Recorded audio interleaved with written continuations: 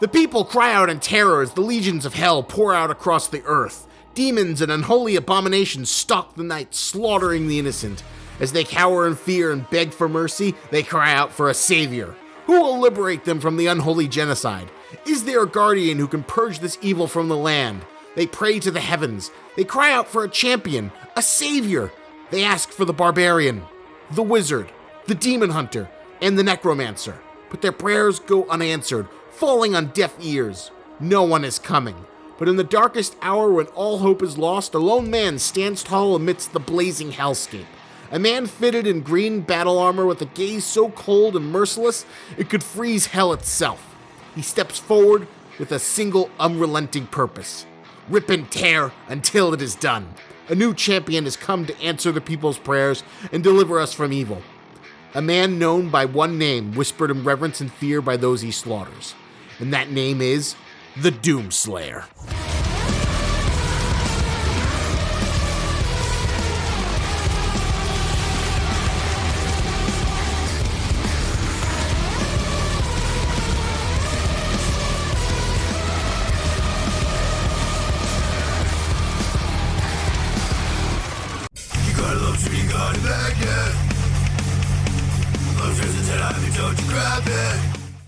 The original Doom was the game that defined the early era of PC gaming. While it wasn't the first 3D shooter, with id's Wolfenstein 3D serving as the great pioneer, the relationship between Wolfenstein 3D to Doom is kind of like Street Fighter to Street Fighter 2. Sure, technically the first Street Fighter was a fighting game, but it was Street Fighter 2 that invented all the conventions of the fighting game genre that define it to this day. Just like how Doom did in terms of expanding upon the basic framework of Wolfenstein 3D, thanks to its initial shareware release, it exploded in popularity. Doom was everything as the punk rock that defined PC gaming.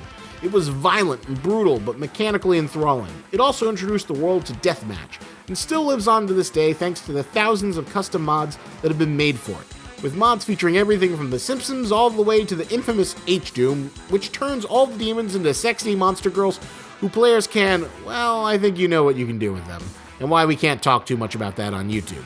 The controversy it inspired due to its violence only further entrenched its place as a permanent fixture in gaming's counterculture. It was the ultimate symbol of gaming rebellion. Screw you, Mom and Dad, I'm gonna sit down in my basement with my CRT monitor, start blasting out some 9-inch nails, guzzle some Mountain Dew, snap into a Slim Jim, take that, Jack Thompson. But then something happened. While Doom was left behind by id Software as they moved into the Polygon realm of Quake, there was another seismic shift coming along. That, of course, was Half-Life. Built upon a modified version of the Quake 2 engine, Half-Life completely reinvented how the first-person shooter was played. Its design was less arcadey, and while it didn't have a super sophisticated story, it was one that was elegantly told through its scripted events and environmental storytelling. There was no end screens, no cutscenes, and in many respects, most mainstream first-person shooter campaigns are still built upon the framework of Half-Life's design. While I'd say Doom never completely died, it did become a relic, but its punk rock death metal aesthetic would be taken up by another. While mechanically Diablo has nothing in common with Doom, what they do share is a dark horror aesthetic. Diablo started out as a turn-based role-playing game, but it quickly changed into an action role-playing game about 6 months into development and took the gaming world by storm when it was released in 1997. Its moody music, randomly generated dungeons, and most importantly, the online co-op multiplayer made it the gaming sensation of the year. Diablo became the new infinitely replayable stay-up-all-night game of choice, but better yet, because of the fact that it was a fantasy, it didn't get the same kind of mainstream attention or stigma as Doom. You could enjoy all of your hardcore slaying of Satanism without mom or dad giving you any trouble because you were playing as a wizard or barbarian instead of a rocket-launching space marine. It was the best of both worlds, satisfying a never-ending desire for crafting, loot, and violence, and becoming one of the most successful games of all time. Diablo 2 further cemented its role as the metal game of choice with an even darker storyline and improved, gorier visuals, but nobody complained. There was never a segment on Fox News or CNN complaining about the violence of Diablo. It was the death metal that your mom would be too confused by to complain about because of all the numbers and RPG mechanics, and thanks to the ladder system and seasons, you could play it forever, as people continue to this day. And Doom became forgotten. Sure, it was ported to every console under the sun. A running joke in the tech community was, can it run Doom? As modders and hackers tried to port Doom to run on every piece of hardware under the sun, just to see if they could. But at this point, Doom was like Pac-Man. It was remembered and revered, but it just wasn't relevant anymore. Until id Software announced Doom 3. It began development in 2000 after Quake 3 Arena, and was formally announced in 2002. Doom 3 was their attempt to try and modernize Doom, utilizing their brand spanking new id Tech Engine 4, and at the same time it was amazing. It looked like a playable CGI cutscene, a living Pixar cartoon filled with blood and guts instead of living toys or fluffy monsters. But it also faced a new rival, the new kid on the block that came to represent what FPSs could be in the modern era. I'm talking, of course, about Valve's industry-defining Half-Life 2, along with their brand-spanking new Source engine. The two titans were meant to face off in a bloody duel for PC supremacy, with the victor enjoying the spoils and inheriting the Earth to become the king of PC gaming in the new decade. And when they both clashed in 2004, Valve was ultimately the victor. Doom 3 was successful and sold 3.5 million copies, but I think we all know what happened with Half-Life 2. 39 Game of the Year awards, 12 million copies sold, the entire global empire of Steam was launched off its back, creating a billion-dollar dynasty that endures to this day, and even the meme of Half-Life 3 confirmed is something that remains painfully relevant for gamers looking for closure on the Gordon Freeman saga. And I don't care what you say, that VR tech demo doesn't count. Doom 3 tried too hard to become something like the shooters of its era. It was more story-focused and featured a more scripted campaign with a mild tinge of survival horror, but it wasn't a trailblazer anymore. It was just an imitation, a relic trying to dress itself up in a Supreme t-shirt to fit in with all the cool kids at the party. But by following current trends, it lost a part of itself. What made Doom fundamentally different from other more linear scripted shooters. But Diablo still managed to dominate, with Diablo 2 selling over 17 million copies, followed by an expansion that sold just as much. It was the cool, dark, edgy, transgressive game filled with loot and violence but no guns.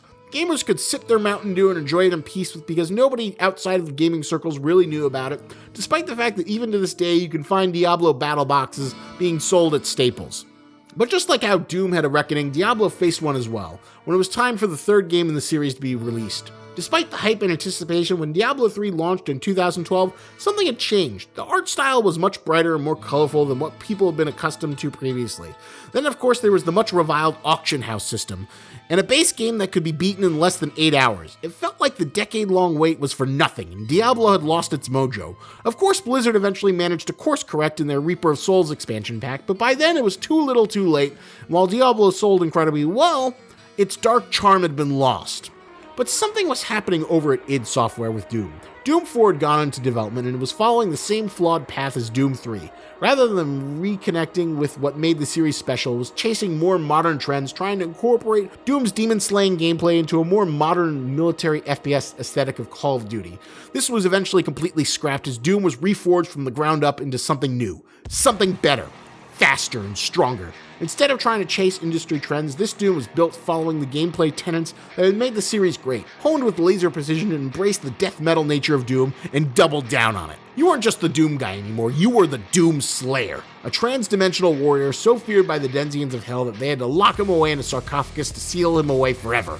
Oh no, it wasn't about being terrified of fighting scary demons anymore, now they were terrified of you.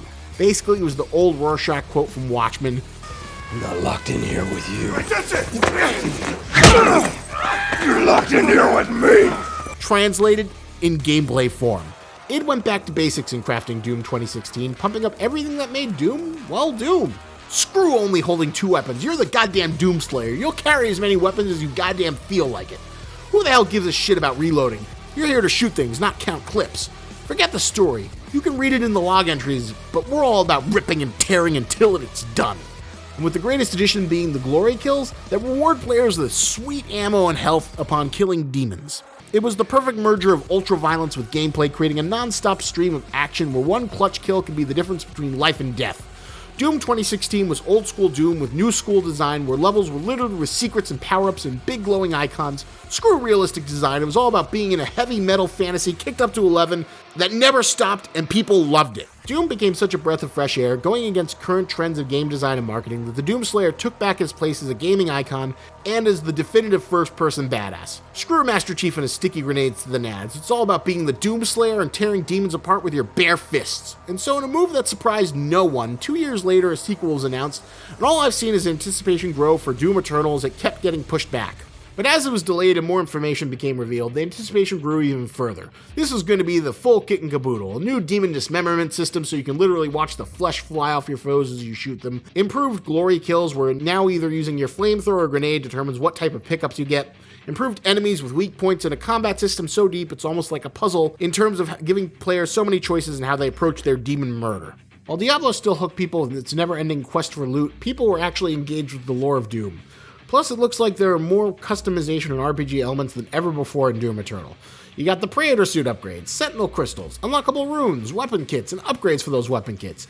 It looks like they weren't lying when they advertised it as Doom Eternal. It's a game littered with all kinds of systems, and I'm sure after the campaign is over, you'll have plenty of reasons to replay it or unlock the Slayer Gate challenges and other assortment of carrots and sticks to keep people around so you can keep playing Doom Eternal for, well, eternity.